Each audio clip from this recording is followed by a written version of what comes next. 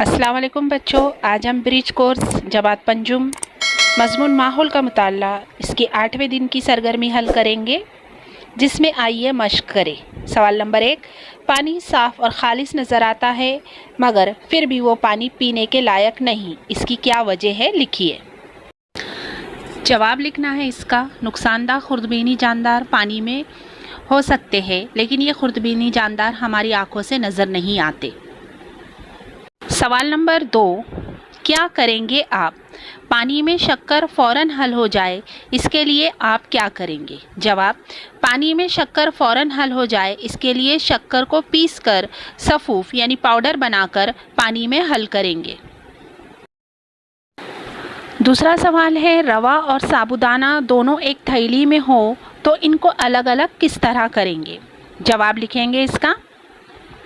रवा और साबूदाना को छलनी में डालकर छानेंगे, जिससे रवा नीचे जमा होगा और साबूदाना छलनी में रहेगा। सवाल नंबर 3 है, बारिश में पीने का पानी गदला हो तो इसे पीने के लायक किस तरह बनाएंगे? जवाब लिखेंगे हम इसका। गदला पानी साफ़ करने के लिए इसे साकिन रख देते हैं। मिट्टी तह में जमा होने के बाद पानी में फिटकरी घुमाई जाती है या पानी को छानते हैं।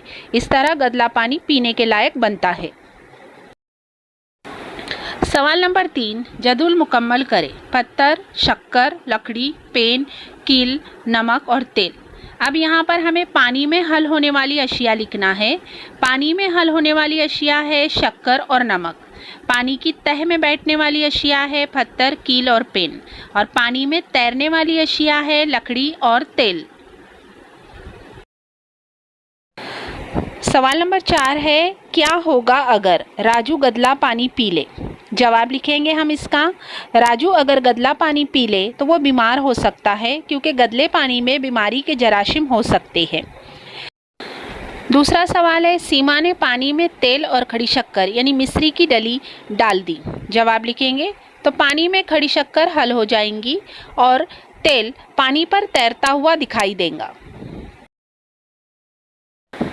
बच्चों, ब्रिज कोर्स के ताल्लुक से आने वाली तमाम वीडियोस को देखने के लिए मेरे चैनल को सब्सक्राइब ज़रूर कीजिए।